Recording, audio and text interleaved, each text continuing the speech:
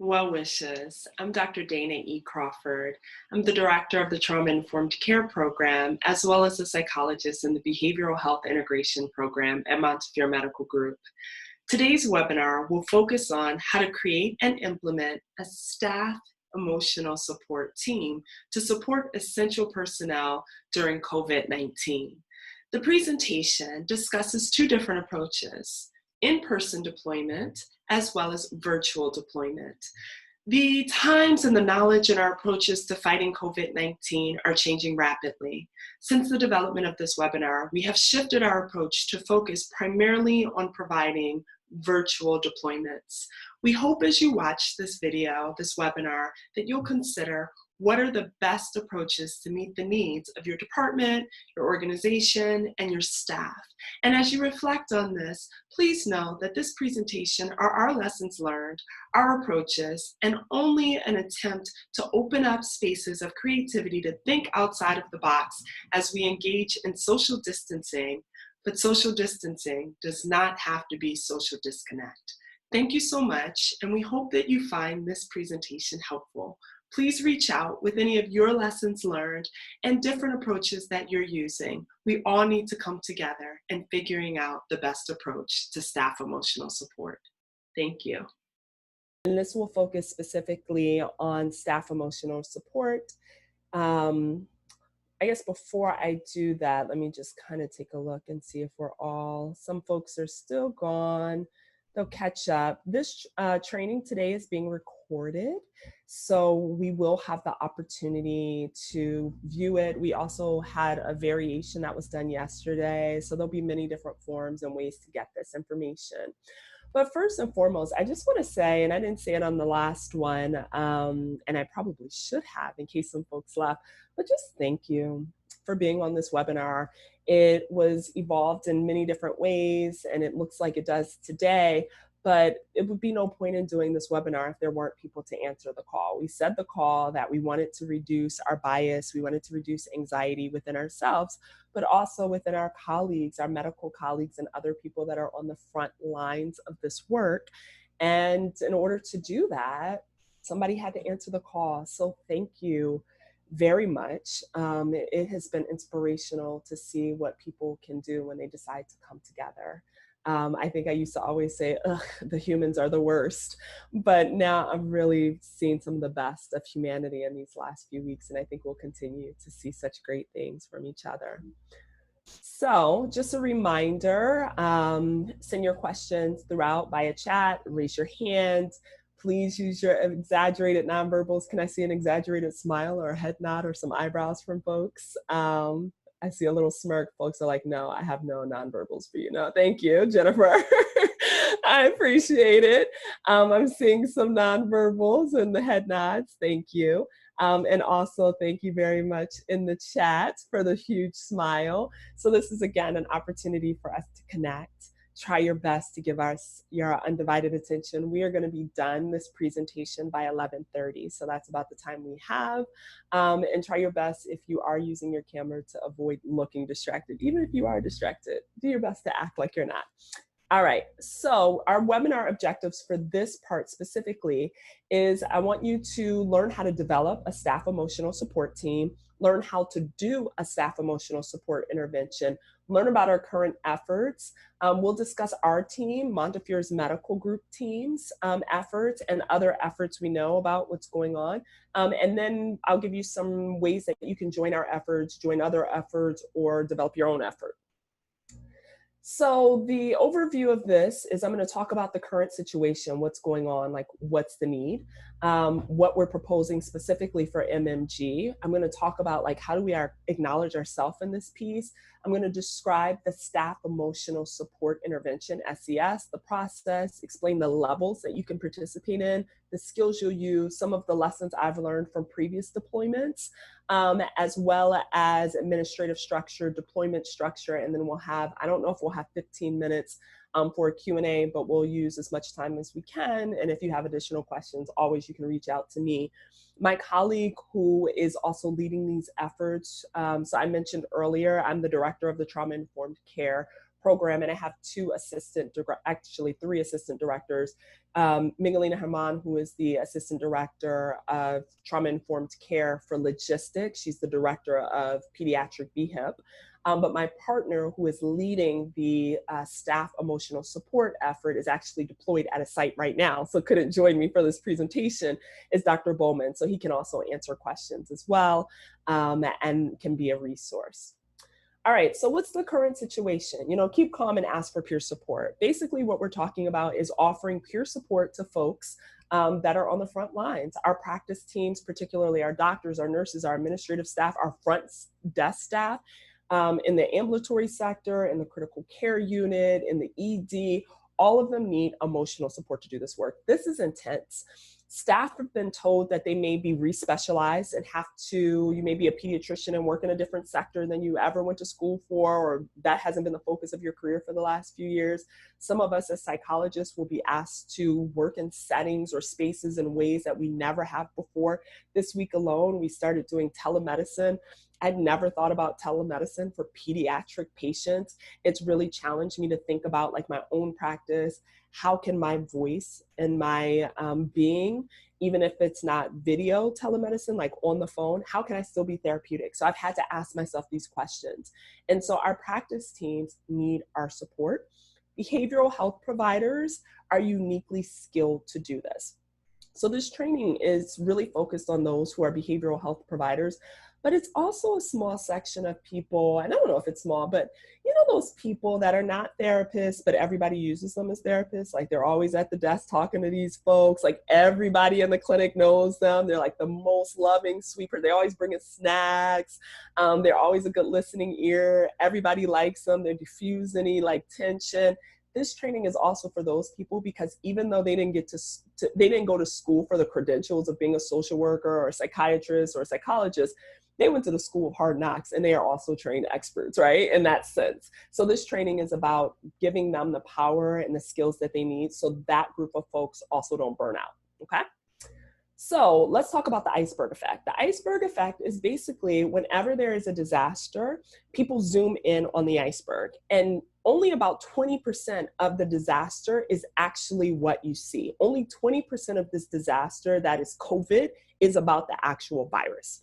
The pandemic itself, the virus of COVID-19, is going to have sweeping ramifications for our entire world, right? From the financial sector to educational, to physical, to relationships. If you were pre-divorced before quarantine, I don't know what, And so all of the different ramifications, we're only seeing 20% of the effect. And what we need to focus on is how do we reduce the impact and the negativity of the 80% that we're not seeing quite yet. I have said we're in a pandemic of COVID as well as a pandemic of anxiety. And it's not just something that's one small thing.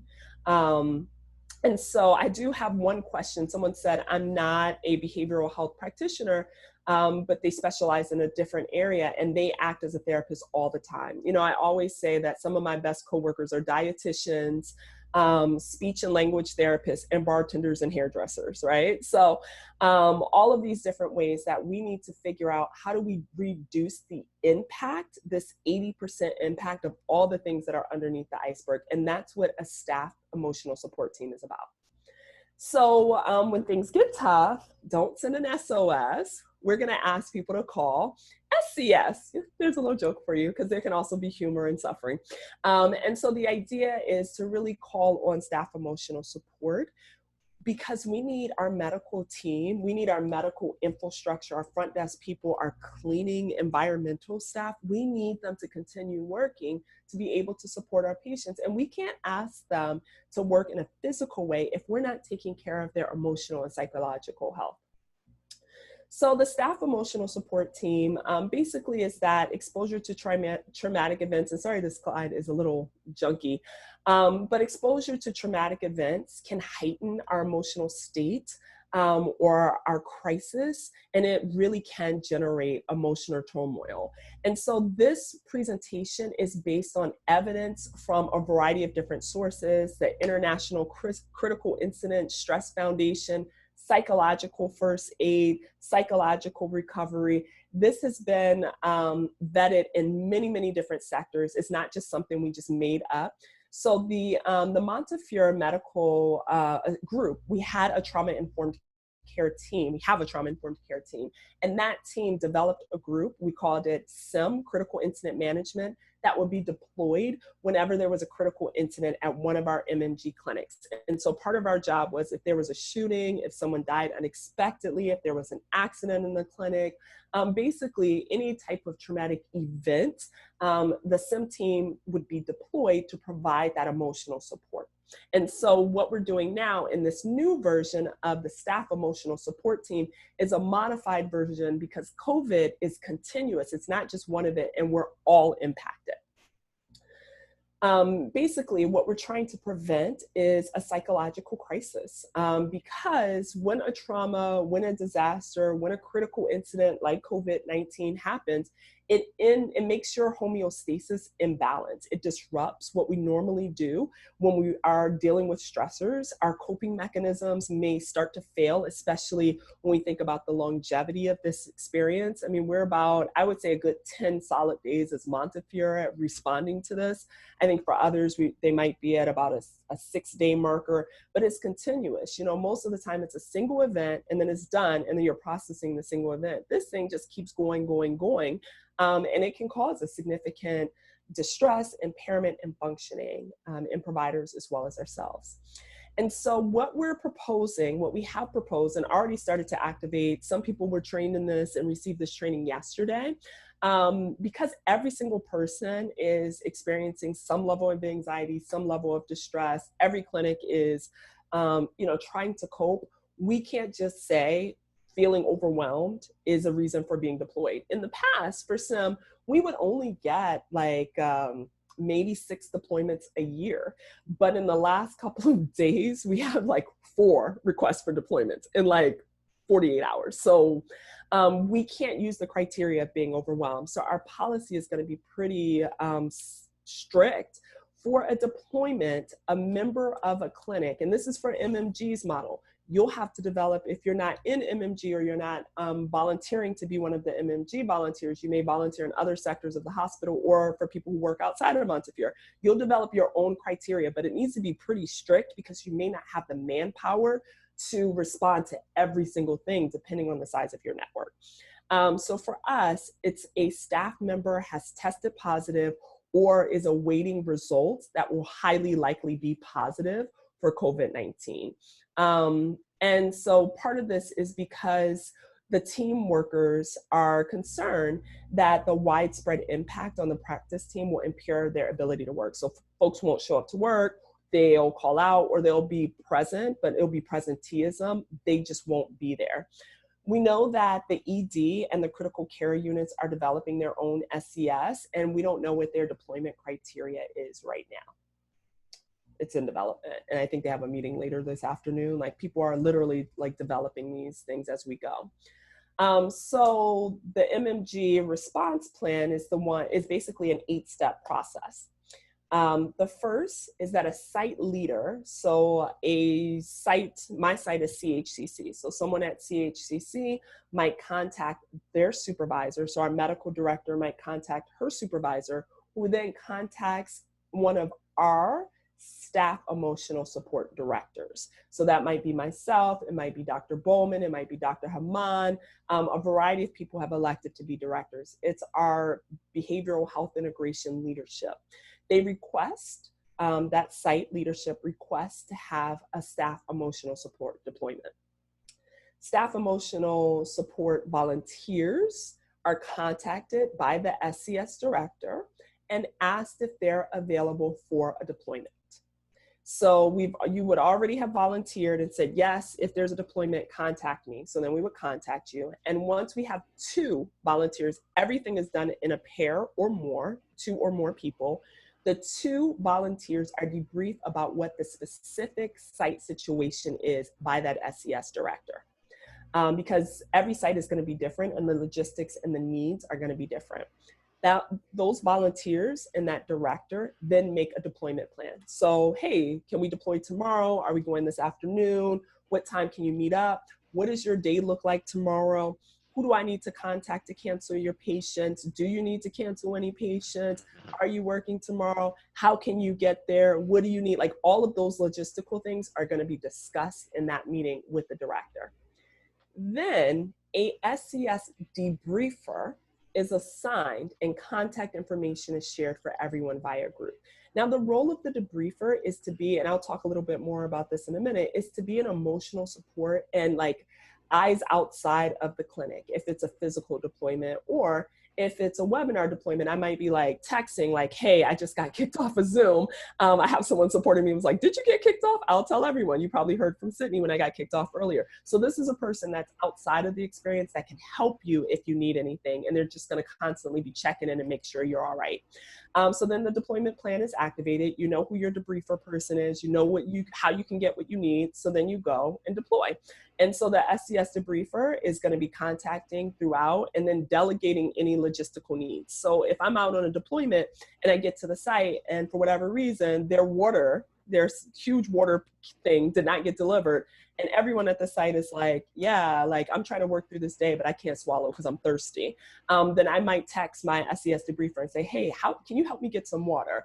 And so that debriefer may not go and deliver the water, but they're going to contact to help the logistics, like who can we contact to make this happen? Because when you're there, you shouldn't be thinking about logistic support. You're there for peer support. And so then also the debriefer provides emotional support at the end of the deployment. So they're going to process it with you, see what happened. If you think there needs to be a follow-up plan, if you need to connect with an SCS director to do a follow-up plan, how do you close the loop, all of those things. So it's tight and smooth. So that was a lot, right? We're talking about possible physical deployments with folks that have been exposed to COVID. We're talking about virtual deployment with people that are probably having very strong emotional reactions. It might be anger, it might be sadness, it might be fear, but they are definitely going to experience, as we talked about earlier, those ABCs plus P, that affective, behavioral, cognitive, and physiological responses to the situation. And you are going to be peer support, a holding space. However, you might also be experiencing some of those emotions. And so it's really important that we take some time to just acknowledge ourselves, that we have our own journey, and we're also asking to be a holding space for people that are on the front lines. And so when you get that call, if you decide to put your number out there and you answer it, and the question is, are you available for deployment? You're going to spend some time doing some breathing and anchoring yourself to be at a place where you can support others. But I don't think we can pretend like that isn't real reality, you know? And I'll talk a little bit later about what it's like to be deployed. I want to be mindful that this training might be distressing. I'm going to be talking about some things that are uncomfortable in terms of the emotions that people are having related to COVID. You know, I feel like sometimes I've been in spaces lately where everyone is just like talking logistics, but not talking a lot about feelings and emotions. And that has been helpful because I need to put that in a box sometimes to be able to act. But that's not going to be in a box here. So I want to give you that warning. If you've been packaging and like shoving your emotions aside, they might come creeping out right now when you're like, what is anger doing here? I told you to stay home today. So anger might show up, or sadness, or fear might show up. And so I want to recognize that. If you need to take a break, no harm, no foul. Do what you need to do to take care of yourself. This work, if you elect to join us in this really beautiful, amazing peer support methodology, you join an international community of people that show up for each other when they are showing up for patients in communities of high need. And this is just a list of some of the folks around the world that have been a part of staff emotional support. And it's a really beautiful rocking community to say, like, I am a staff support responder. You know, when people are showing up and giving medical support or giving other types of support, I show up to support the supporters. And I think that's really powerful. But one of the things that is crucial is we have a buddy system. You're never going to be in this alone. We don't believe in anyone being alone in this. And that's how you maintain your own mental health and become an anchor and a support, is by having that buddy. And so I think that I made a special slide to acknowledge that, because this is critical that we're in this together. The entire model is to go and tell, and please mute your microphone, whoever just sighed. We're going to a clinic to tell them you're not alone. And so we're also not going to be alone, because how can you tell someone you're not alone if you're alone? And so what will you actually be doing when you are deployed? Like, what are we talking about? The very first thing you're going to do is keep yourself physically safe. That's going to be the very first thing. You're going to wash your hands. You're going to follow all the CDC and OSHA recommendations of washing your hands with soap and alcohol-based sanitizer, and sing the song. You're going to do all of that. You avoid touching your face, your T-zone. You're going to avoid...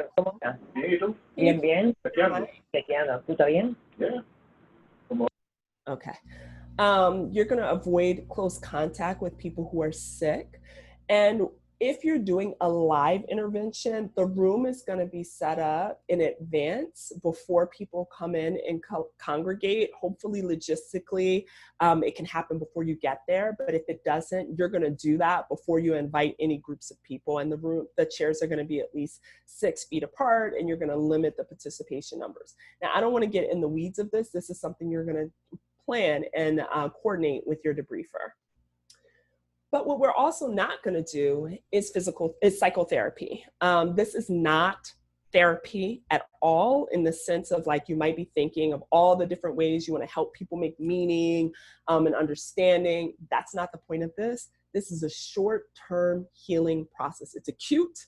It's designed to stabilize and mitigate crisis response, just to get people stable. It's also a way to share information and research that we know about things that help stabilize and reduce the stress response. So it's not psychotherapy. It's a peer support system. You're not going in like, hi, I'm a psychologist. It's like, hi, I'm Dana. I work for MMG. I'm here to support you. I've been hearing that things have been really rough. You are not alone. That's your introduction. You're also going to be being flexible. Things are changing at lightning speed. No one has gone through this before. Nobody knows what to do. This is a pandemic. It's the biggest thing that in this kind of context has happened in our lifetime. We don't know. So one of the key things to surviving this and your best optimal health is going to be flexible. You're going to bend over backwards, left or right, in ways that the question is like, not can I get it done? It's like, how can we do this? Never quite done that before. Let me think out how I can solve this. So flexibility is going to be crucial. Life is constantly changing.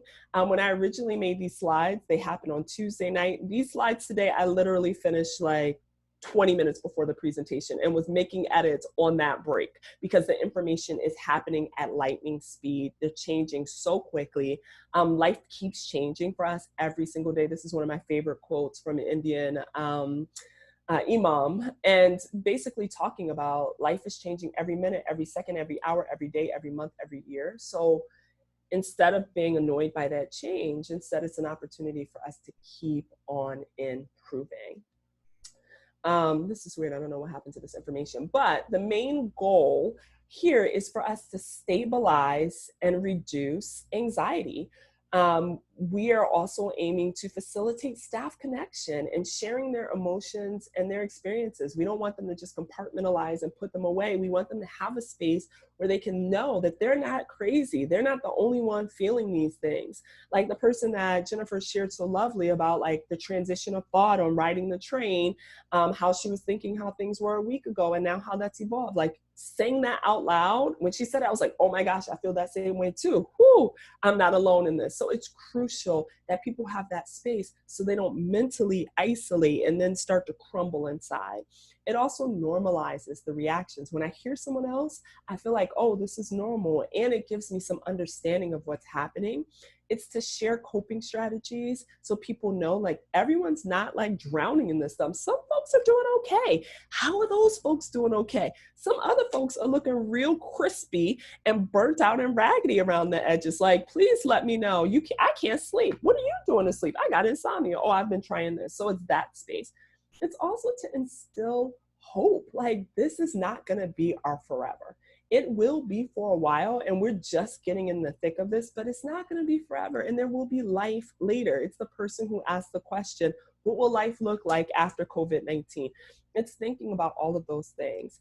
It's sharing resources, and the ultimate goal is to help them as much as possible return to their pre-COVID functionality, like how they were functioning, or give them the resources they need, if that's individual therapy or support, so they can get back to functioning.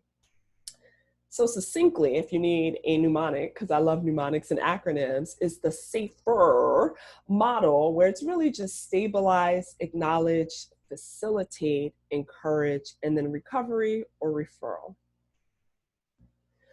We also are going to have some realistic expectations. Like, people are in a vulnerable state.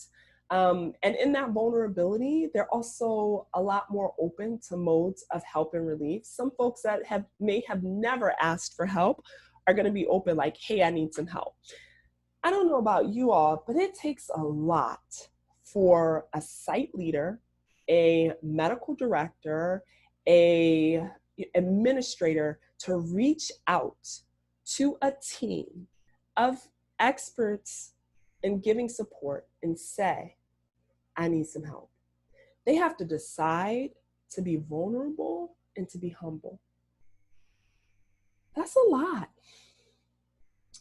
And so the reality is, we are given the privilege of entering their space and hearing their stories and supporting them. But we do not have a lavish amount of time to get there. Like, as a psychologist, if I had my druthers and I had like endless amount of money and resources, and a clinic was going through the stress of COVID, I would come in with like some scented candles and like aromatherapy, and I would have like maybe some type of portable like bath or like massage chair, and I would have a masseuse, and I would have healing music like playing on the speaker, and then I'd have like avocado toast, and like it would just be like so lovely, and like everyone could wear like these wonderful soothing bathrobes. Nobody has time for all of that, right? That's not realistic. It's not going to happen. And so we have to be realistic, and the services have to be brief because people have things to do. It's going to be simple, and it's got to be innovative. Simple, but well thought out. And every crisis is different. So it's going to have to be flexible. So what one clinic is going through is going to be different from what's going on in the hospital. And if you're not in the medical sector, what's going on in our sector versus what's going on in the youth homeless shelter, like, it's going to have different needs. So you're going to have to be innovative and flexible in getting it done. It has to be practical. So the example that I gave of this lavish situation, and I'm sitting with a group of people and we're trying to develop a staff emotional support team, and I'm giving that as my example. That's what we should do. That is not helpful to anyone. It contributes to more problems, and it prolongs the situation. It doesn't move us forward. It can cause mental distress. So when you're in these groups and you're trying to develop your SES, really focus on practicality, not in the perfect scenario. What is practical? What can we actually do? The staff emotional support has a long history. Like I said, it's been developed in many different pathways, and it's designed for an identifiable time. So this is when we're going, this is the amount of time, this is who we're targeting, this is the condition. It can happen in multiple phases. And again, flexibility, flexibility, flexibility. And I know I'm kind of plowing through this. I will share the slides. If you have questions, please ask them in the chat. So the process to create a team, what happened here? The process to create a team is really creating these 3 core groups. The first is having an administrator. So who is going to be the head person? Who's in charge of this? This person will receive the emails or the phone calls requesting the deployment. They provide debriefing for facilitators, or another word is volunteers. They distribute all of the resources to the upper leadership. So it might be that they send it to all of the teaching practices, or they send it to all of the nurse administrative directors, that they have those emails and they're one source. So we don't want people to get flooded with multiple different emails and different sources of information. So the administrator is the core person. The second is the debriefer and logistics. It might be the same person or it might be different people, but the debriefer is the point person, and they provide that emotional support and they help volunteers determine their next steps and logistical needs. The next are the volunteers. These are boots on the ground. This is your core staff. They actually conduct the debriefing, the maintenance groups. They provide resources individually, and we'll talk a little bit more about that. And this last role is the champion role. You don't need a systematic SCS, but it's important that we acknowledge this. This is that person that I talked about earlier that everybody goes to in your clinic. This is a voice of positivity. You're not going to necessarily do an entire SCS intervention, but you're going to discuss these concepts that you're learning about on this presentation with your colleagues. So when they come to your office and they're like, oh my gosh, I'm so over COVID. If one more time, you'll say, you know what? I was on this webinar today and they were talking about how burnt out everybody was feeling. You know what was helpful for me? I tried da, da, da, da, da. You want to go ahead and do a breathing with me because I just learned how to do this thing. So it's an individual voice within the clinic that you're championing mental health. I'm going to pause because I got a chat question. Kudos to the door. Oh, wonderful. Hi, we got the door on here. Welcome. I love the door. They're an amazing organization that is holding down all of our youth in the city during this difficult time. And so that champion is really about inviting others to join you in your process of self-soothing and self-care activities. So building the team, you identify the SCS administrator, the debriefer, and the logistical support. That needs to happen before you ask for people to volunteer because your volunteers are going to have 1,000 questions about that. You're going to put out an open call briefly describing the SCS team. You're going to provide the SCS training. I'll share these slides in this recording, and you can use this to train your team if you'd like. At the end of this, I also have a list of some online trainings that have been developed throughout the country that might also be useful. Then you're going to seek out you're going to develop a structure for the deployment to be requested. Like, how are people going to request this service and how are you going to field it? Like, what is your criteria?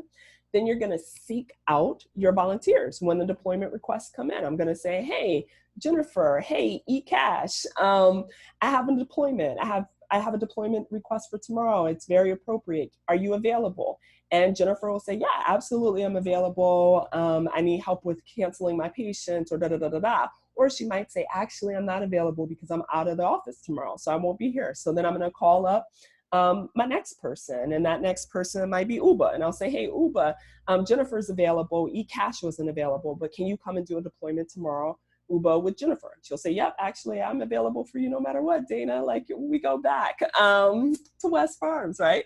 And so then we're going to ask your supervisor if you can actually be deployed. So I would call up Uba and Jennifer's supervisor and say, if I was the SCS administrator, I would say, hey, can I pull them from their work tomorrow? And some of the considerations I might ask Jennifer and Uba are, do you feel like you can create a space of calm?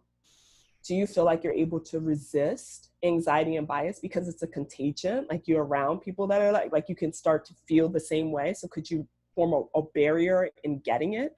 And then do you have the technological ability to provide technical assistance? So if it's a virtual deployment, do you have a computer? Do you have a laptop with a screen? Like, those kind of logistical questions. All right, we got a chat question. Shout out, yes. And so what we're offering, and we invite innovative ideas. Literally, I've been thinking about this for like 3 days. How do we systematically support? And I realized that our traditional critical incident management team would not be sufficient for COVID. And so what I divided are 2 different menu ideas of how you could receive, how a clinic, how a critical incident team or organization could receive an SCS. And because it's a menu, they can choose any point in that menu that feels most relevant and needed for their organization. And that SCS director, administrator would determine, Like ask them the questions, like, do you think this would be helpful? Do you think that would be helpful? This is our menu. Dr. Bowman is literally creating a handout that just says menu of modalities for SCS. And so I'm gonna go through that bluish chartreuse kind of color of what the in-person deployment might look like. And then I have the virtual that's in the nice blush color, okay? So the big picture in-person deployment. So it would look like a morning huddle. This is the first version that I'm thinking about. And again, I welcome innovative ideas. Just yesterday, I was debriefing with Dr. Paulina Umumi, and we were talking about, are there other ways that she could be therapeutic in the deployment? And so absolutely, innovation is welcomed here. So you're gonna first start with introducing the supportive space. So you go to the morning huddle at the clinic and you go, hi, I'm Dana. I'm going to be here to provide some support, some peer support. And my goal is just to open up a space for us to talk about how you all are doing, how you feeling here, what's been going on at the clinic. And this is my buddy, such and such. I'm going to express gratitude. Thank you so much for all of the work that you're doing, for showing up today, for what you're doing in this moment, in this day, and what you've continued to do. The goal is for you to experience, share your experience as a team, and for us to really figure out how can we cope and heal during these difficult times. The work is private, it's not necessarily confidential, because leadership also needs to learn how to do better. Like, leadership has never been through this before, and they don't always know exactly what we need if we're boots on the ground. And so you're gonna tell them this because in your debriefing later in the day, you might learn something that leadership at MMG might need to know, or leadership in your organization needs to know about. So maybe everyone is out of mask and they really need masks and they feel like masks would help them, or they don't have water, or whatever the issue is, you need to tell somebody to fix it. So it can't be confidential, because then you can't fix anything. It's all voluntary. No one is forced to participate in your SCS interventions. It's not therapy, and you're going to tell them this is voluntary, it's not therapy. I'm going to be giving you some resources, but you do not have to participate in as much as you would like, or as little as you would like. The next option on the menu is a 2 to 3 person session, and this session is really looking at these major T's. It's about relationship building. You're going to be looking for some themes, like some common signs and symptoms that folks are affected.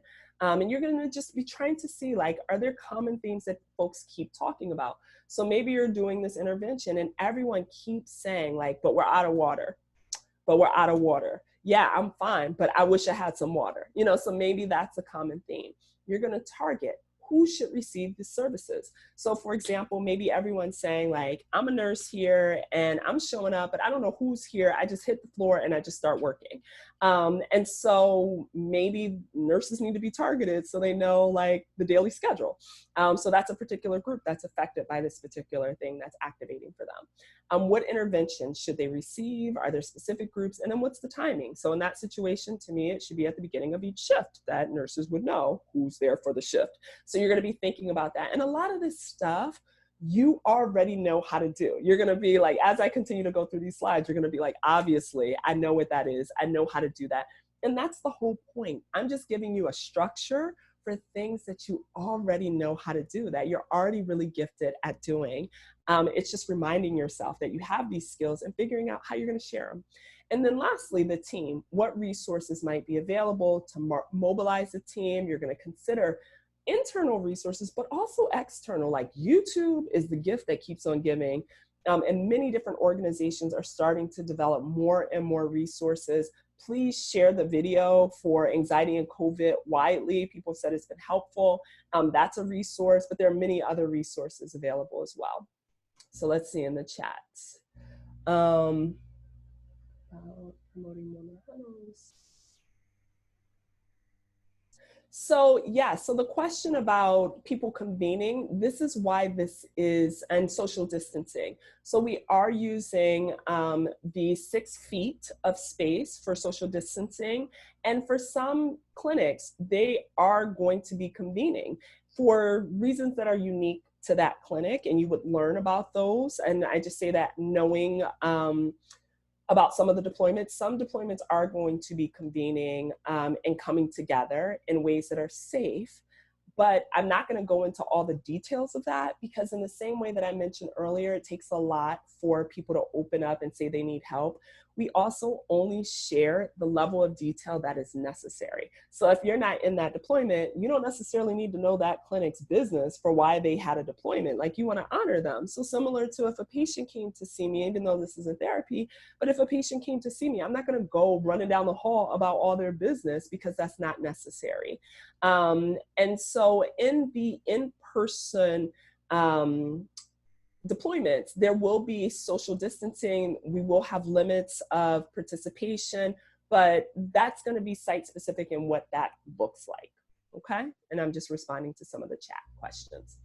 The other thing that we're going to offer is rest information transitional services. In short, is free food. We call it Ritz, but it's just a space for people to break bread. And in COVID, it's not going to look like this, obviously. This is not the new face of providing people with free food. But the idea is that you walk around, tell people there's going to be free lunch. There'll be some small, very small, in the space of social distancing, coming together and just talking. It's open-ended.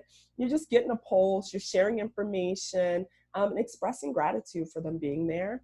You're gonna start by just inviting participants. Like, if 2 or 3 people are sitting there, you're gonna just ask them, like, hey, how has your department been impacted by COVID? Like, what's been going on? And you're just gonna gently ask follow-up questions. You're gonna share some of the larger themes that you obtained from either that morning huddle or those 2 to 3 person meetings. You might be saying something like, I keep hearing from everyone, you're upset about this freaking water. I keep hearing about this scheduling issue. Has that been an issue for you too? Or is there something else that feels more pressing? But you know what I've also been hearing? I'm incorporating strengths. I've also been hearing that folks feel like they're doing all right. And the main reason they're doing all right is because your leadership every morning starts the day with just a nice 30-second breathing exercise. And everyone has said that's been really helpful. Have you been participating in those 30-second meditations? You know, so then you're going to start to share some of the resources that you've heard about that have been helpful. And then you're just going to express gratitude that they're even talking to you. You know, folks are really overwhelmed and they could socially isolate rather, but instead they're talking and they're connecting with you. You're going to share resources, and we have a tip sheet that we'll distribute. This is the current tip sheet. These are some resources within Montefiore that you might be sharing with them as a handout. And so you might just say, hey, when people are eating food or when people are at the front desk, wherever they are, you might just say, hey, I brought a pack of handouts, and I want to make sure everyone gets one. I don't know if somebody missed, if someone's not here today, but can you share it? So you're giving it out to every single person, like not targeted. You're going to share some additional resources that are outside of Montefiore. So this is really great for the door or people from other organizations, some resources that are happening throughout the city, and add whatever resources you think will be helpful. Like I said, things are developing every single day, new resources, add to them, share them. And then you're going to do an end of the day check-in. And I say end of the day, like the end of your day, not the actual day. So it might not be 5 o'clock. You might just go there for an hour and a half. You might go there for 3 hours. You might be doing a really quick 15-minute and leaving. Like, I don't know how long you'll be there, but after you've talked to a couple of folks, you're going to be keeping this important stuff in your mind. If you're hearing anyone have really clear expressing of helplessness, hopelessness, extreme guilt, they've had any kind of previous attempts of self-harm or self-injurious behaviors, they have disclosed they have a severe illness or disability, psychosis, like all those things that, you know, as behavioral health specialists and helpers in the world that are alarming, you're going to have this on your radar and you're going to be sharing that with your SCS debriefer, because we need to make a plan for these folks because they are on the path to becoming an impaired provider. And we want to prevent that and get them the resources they need before it gets to that point. Does that make sense? Nonverbals. Thank you. And then you're going to make a follow-up plan. Like, what do you think these folks need after you leave? You were there for an hour and you're like, well, I think they're all doing really great. What they could use is free meal. Like, go send some lunch over to them. I think they are doing really well, but we need, you know, leadership to send them a personal email and answer this question about what's going on. but some type of plan, and the plan may be that they don't need a follow-up. I don't know what the plan will be. It'll be based on your expectations and your experience. So one of the questions is, with social distancing, limit participation, would social distance limit our participation in our interventions? So I don't know what the social distancing restrictions, requirements will be in 2 days, right? So the key to this is flexibility. You're gonna hear what the situation is from your debriefer, and you're gonna make a deployment plan. The deployment plan might be for all of these chartreuse slides that I'm going through that are in-person interventions, because it would be based on what's appropriate for that setting, or it might mean a virtual deployment. Now, if at any point in the deployment planning, the plan is not something you feel comfortable with, you're a volunteer. You don't have to do anything that you're not comfortable with. No one is ever going to ask you to do something you're not comfortable with. Just like we're not mandating them to be part of our group and participate in the SES, we're not mandating that for you. You're going to do what feels most comfortable for you, maybe a little bit uncomfortable because it's a new process, but you're going to figure that out. And I recognize that when we talk about an in-person debriefing, it is going to be triggering. That's the part that's the self-acknowledgement, and you're going to figure out what works best for you as a volunteer, as well as how to support our clinics. Okay, I'm just answering that chat. And so this is the big picture in virtual social emotional support, or staff emotional support. So you're going to start out with doing the same thing that I did about how to connect via a webinar. Now, some people call it like webinar etiquette, but that just sounds a little patronizing to me. But it's just an opportunity for people to be in a webinar in a way that they're actually connected and not engage in our previous ways of learning to be in webinars, which was very distracted. And so you're going to mention this and then just kind of set the expectation that this is a space that we're actually aiming to be connected. So let's try not to be distracted. You have the rest of your day to focus on other things. Give this your undivided attention. That's what you're going to say if you're doing the virtual SES. We're talking about creating multiple 15-second check-ins, like virtual huddles. And the goals of this are just to provide immediate symptom reduction. You're going to do a guided meditation. You might possibly do a sensory exercise. So you invite everyone. If you have any candy in your office, if you have any hand lotion, you can even use hand sanitizer. Slowly engage that thing. So if it's a lotion exercise, what's the temperature of the lotion? How does it feel on your hands? Is it sticky? Can you smooth it in? What do your hands actually look like? What does it smell like? Those kind of things. If it's eating something, it might be candy. Eat an M&M. Is it crunchy? Is it soft? Is it sweet? Where does it land on your tongue? So things that keep people grounded in their body. And then lastly, you're going to express gratitude and say, thanks for checking in. 15 minutes and done. Then we're also offering in our menu an hour-long Ritz, just a chance to get together. And it's always going to be a buddy system. And we're just going to offer it to departments. It could be anywhere from 10 to 40 people, depending on the needs of that organization. The staff are going to have their template blocked for that time if they would like to participate. It's about an hour long, and folks can choose to join for part, none, or all of the call. And it's going to be that they have to have Zoom or a phone to call in. And then the last thing that we're offering is a lunch and chat. And this is just to provide like the virtual lunchroom, because a lot of spaces, because of social distancing, are not in the lunchroom. So we're going to also provide updated information. It's a space to connect. We're going to remind them of the resources that we have, and folks can just drop in. And so it's going to be really lighthearted. So it might look just a little bit like this. I'm going to drink some water. Had some food, I would eat it.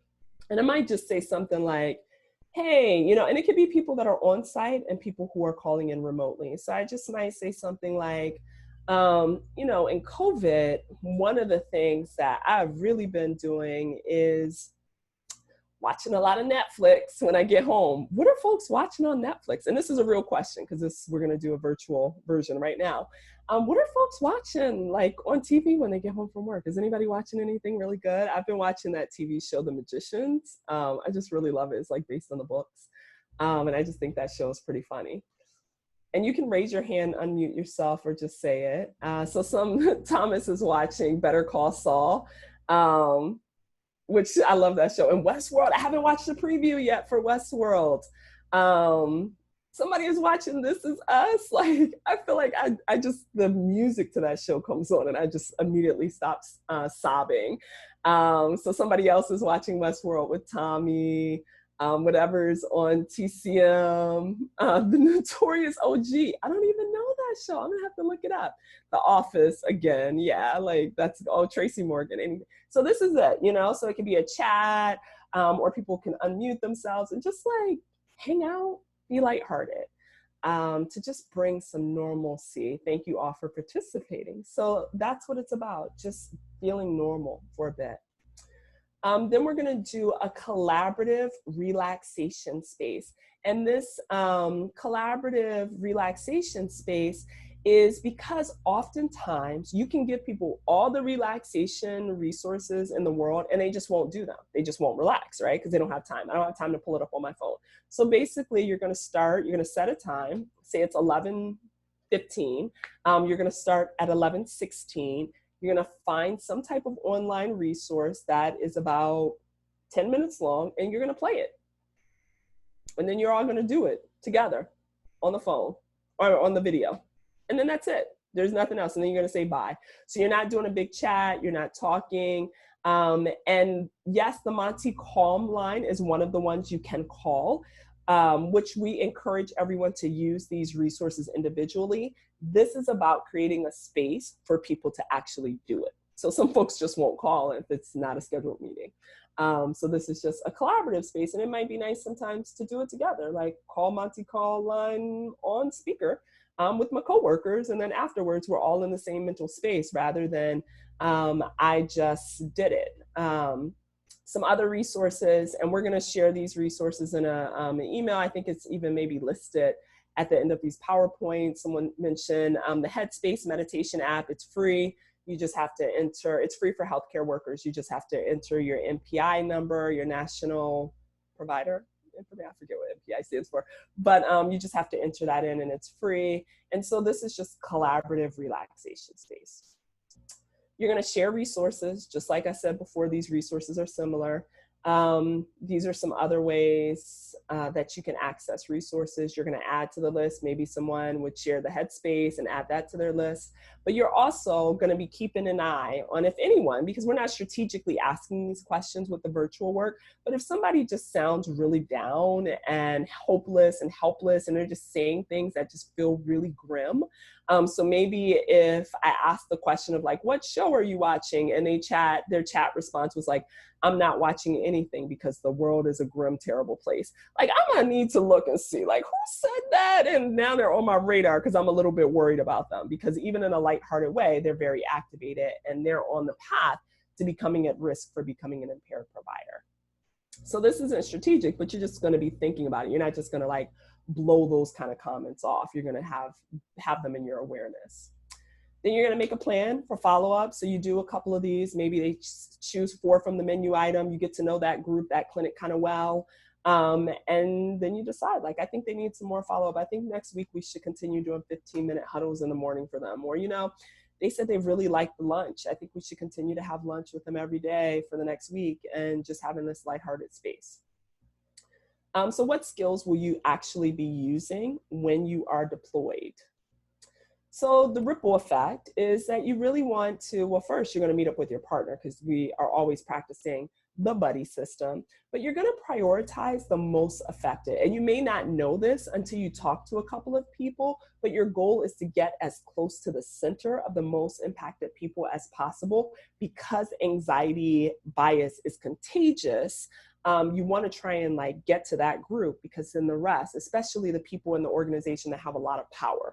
And this isn't the person who's the leadership, it's the person that everybody listens to. And we all know that sometimes that might be the front desk staff person, because I know in my clinic, some of us are like, I don't want to upset so-and-so. And they're the front desk staff. It's not even like the boss officially, but they are the boss. And so we want to prioritize those people that are most effective. We also want to do that strategic planning formula. So you're looking for themes, no matter who you're talking to, you're looking for themes, you're thinking about who you're going to target, you're thinking about what types of interventions, the timing, and what team. So very similar. And you'll notice that some of this information is repeated. And the reason that's repeated is that this training is also a model for the spirit and the energy in which you're going to be doing your intervention. When people are stressed out and overwhelmed, their brain doesn't process information in the same way. So often you need to repeat, repeat, repeat, repeat, so their brains can process that information. And the same is true for us. We're at information overload. This is a new concept. So that's why I'm repeating. It is strategic repetition. You're also going to normalize their reactions. You're going to psychoeducate. You might use some actual examples from participants that you've heard, like people that are in the SES that have said something earlier. You might share some examples that people shared here. You know, I think talking about the train, talking about feeling angry, talking about feeling overwhelmed. You're going to note typical reactions if they haven't been shared. So you might say, and I haven't said this today, some folks feel panic. You know, like when I mentioned a live deployment, some people were like, wait, what? I didn't know that's what this was about. Or some people might feel irritated with the idea that we're talking about giving people who are working every day in a clinic virtual support. Like, how do you virtually support someone? You know, so like those questions might come up. And so you might just mention them. And the reality is, we don't know all the answers. We're not aiming to give all the answers. We're not some person from administration coming in to give them answers. Our goal is peer support. We're just here to create the space to talk about it, even if we don't know the answers. And you will say to them, like, you might experience all of these, or maybe none of these. Did I miss something? You know, it's just like talking to someone that you want to help and support. And you're just going to note that, you know, typically these reactions fade over time. But with this pandemic, it's ongoing, and that makes it a lot harder, and it makes self-care that much more important because we don't know when this current state will end. You're also really going to focus on emotion wellness strategies. You know, how do people stay emotionally healthy given these circumstances? You're going to point out the types of coping that other people have used. How do you connect in person and virtually? How do you take care of your body and your mind? So a lot of people are doing beautiful Facebook Lives. So I have a camping community and we can't all camp together. It's like 200 of us. And so yesterday on Facebook, we just like camped. And people literally made forts in their living room and shared them. And that was really fun and really connected and delightfully ridiculous. And also, how do you like stick to a routine and take breaks and really be strategic about your consumption of the news and social media? Don't just turn it on and have it. Make it like an actual appointment. Like, I'm going to check the news at these times and I'm not going to multitask. I'm going to consume my news. If I feel full, I'm going to stop consuming. And that's what I'm going to do. And then I'm going to leave it. You know, it is important that we stay informed, but too much information actually doesn't help us because we can't consume and process the information.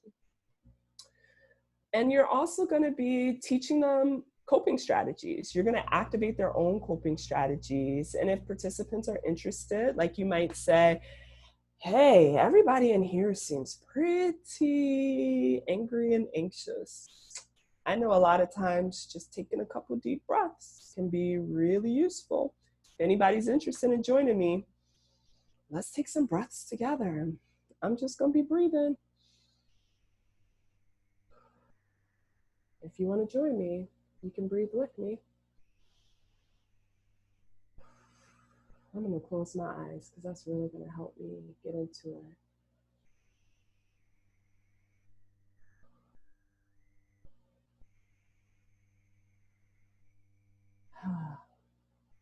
And so it will look like that. It's an invitation. There's no pressure. I'm just going to share what I'm doing. You're welcome to join me. And so I'm going to repeat myself because I said it would be repeat. And I just love this slide. So Pete and Repeat went fishing. Pete fell out of the boat. Who was left? Repeat. Okay, if you insist. Pete and repeat went fishing, right? So the idea is that we just continue to repeat and share. You're also going to just be a conversationalist. If you have any skills at that dinner party you used to go to, hanging out with folks, if you're, just able to connect with people, just talk. And when you're talking and connecting, you're looking for signs that someone might be affected, signs of distress, and also how people see themselves in this situation. So I think, Uba, you and I are the only two people still on the camera. So thank you. And I appreciate your nonverbals. And folks that are still listening, thank you if you're still listening on there.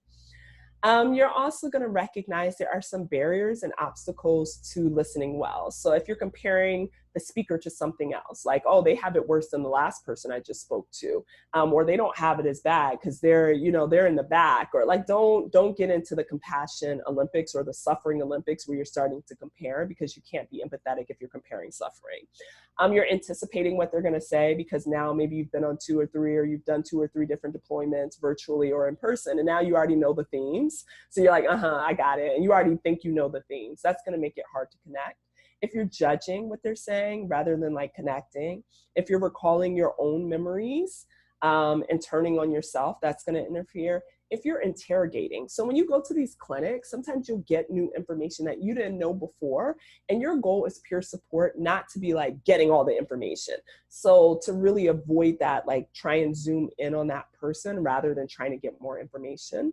You're also going to notice body language. So if you're talking and you're like, and you were really tired, like people notice your body language. Like right now I'm noticing Uba's body language, and she's very attentive, and so then it's making me want to connect more. And then if people have preoccupation with their electronics, you're going to be paying attention to that. You're going to be asking close-ended questions sometime, and you already know this. You know what a close-ended question is. Again, this is stuff you know. You're going to ask them, do you, don't you, was it, were you, like those close-ended questions. You're also going to be asking those open-ended questions that, start off with like who, what, when, where, and how. You're going to use some mirroring techniques. You're going to confirm that the information shared is accurate. You're going to repeat back. You're going to convey empathy to the listener. You're going to summarize and paraphrase. So what did they say? So in other words, it sounds like, however, you're not going to paraphrase bias, right? You're going to reframe bias and reflect emotion, but you're not going to say, oh, so you're saying this population is going to give us all, like, don't reframe bias and hate. Instead, reflect emotion. It seems like you're really frustrated about what's going on with this disease. You don't need to reiterate their bias. And so these are like the core areas of where you want to stay in your intervention. So first, it's the basic physical needs and safety. Start here. This is your intervention. Then you're thinking about ways that they feel connected. You want them to know that there are people that care about them. They're not alone with this.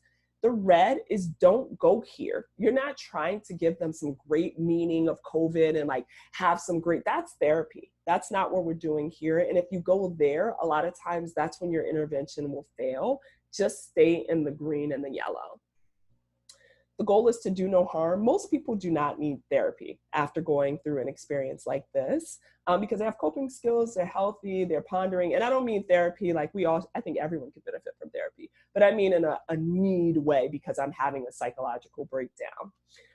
So do no harm. The way you do no harm is you focus on the individual and their experience. You normalize, you recognize they're volunteering to do this. You share only at the level you're comfortable with, and you invite them to do that as well. And you avoid disrupting their natural healing process. So if they say that watching Netflix every night is what soothes them, you don't need to say, well, watching Netflix isn't really good for your brain development. And it's gonna, like, that's their way, that's their way. You're a peer, you're not their therapist. So I found that the questions really go from 2 different points when people are participating in these groups and have a deployment. So they ask questions about the event. So like, why are you here? What's happened? Was somebody killed? Was somebody hurt? Could this have been prevented? What's being done now? What are they going to do? Could this happen again? And then they ask questions about themselves or others, like, Will I be okay? Will this change me? Can I recover from this? Who else has been affected? Is such and such okay? How long? Am I the only one reacting this way? And so these two questions, these two areas of questions, you might not know the answer. You probably don't. And you're going to say, well, I don't know the answers, but what does that mean to you? Tell me, like, what's that question about for you? That sounds like it. I'm guessing it seems like you might be scared or you're worried. Okay, so it sounds like you're really worried and overwhelmed. You're not given answers, you're given support. Some of the lessons learned is 90% of the intervention is just providing a space for the intervention. Sometimes people don't even come. They don't even like register, like they don't come to your intervention. I'm imagining virtually only a few people will get on the call, but the fact that you're providing the intervention, that it exists, is comforting. If somebody knows that there is staff emotional support, just knowing that makes people feel like people care about my emotional support. That is huge. Folks are usually so thankful. They might be angry at the systems, they might be angry at other people, but they are thankful that you decided to be there and support them. The work is extraordinarily inspirational. To do this and to support people that are doing such important work I leave every time inspired. But the biggest lesson is don't overthink it. Be a human, be caring, be in a space of caring humanness. Like, if you forget nothing else, like, do that, don't overthink it. Some of the phrases that you're going to avoid are all the things you wouldn't say anyway when you're connecting with someone, like, the worst is over. This is God's will. We need to move past this. You did the best you could. Unless they've expressed that. God would never give you more than you can handle. Like, this is you trying to answer stuff for them. Your job is to provide the space and the support. You're not going to answer these questions and make meaning. These questions get in that red zone where you're aiming for like self-actualization. So avoid that. Again, a repeat of the SAFER model. And then what it looks like in practice. So it's very succinct for you. When you look at the slides, you can look at these and it's going to really guide you through those steps. You might choose to make a handout that you keep or something on your phone so you know exactly what you're doing. Because when you get there, you might feel a little bit like, oh my gosh, what am I doing? I don't know what I'm supposed to do. This will anchor you because you already know what to do. It's just your brain might tell you you don't, but you do. And so it's really just about maximizing choices, support, stabilization, all the things that we talked about. So some of the volunteer efforts that are happening, if you would like to join the MMG staff emotional team, if you work for MMG, you're going to email Sydney and let her know you want to be one of our volunteers. If you're interested in volunteering with some other organizations, I know that Hazel within our hospital in the psychiatry department is working with Carol to coordinate volunteers for two things. They're doing a staff calling line where they are offering telephonic emotional support, and they're having this space where they're like greeting people at the Moses campus. And you can email Hazel for how to participate in those efforts. These are some resources if you want to learn more about SES that are endorsed by the American Psychological Association as some of the best. I know that critical incident management sometimes can get a bad rap, and the word debriefing has a whole lot of history related to it. These are programs that have taken that information into account and are now doing therapeutic or helpful SESs. So that is it. We have 1 minute. Are there any questions or comments? It looks like a lot of folks are possibly still here. I see a lot of cameras looking at the ceiling and a lot of folks on the line. I see some chat questions. Wonderful. Calm is a great resource. Thanks, that's amazing. Caring humanness, nicely said. Thank you. Thank you so much for this talk. Wondering if there is any documentation that is needed for this type of work. No, because it's peer support. I'm assuming you mean like in their chart or something. There's no chart, there's peers, so it won't be any documentation. Oh, wow. Thank you for all, thank you for all these thank yous. Looking forward to getting the slides. Thank you for all that you do. Thank you for your hard work. Thank you. Looking forward to deployment. Yay, I love that. This was very helpful. Thank you for your guidance and support. And thank you as well. I appreciate all the thank yous. This is a labor of love to support people that are supporting others.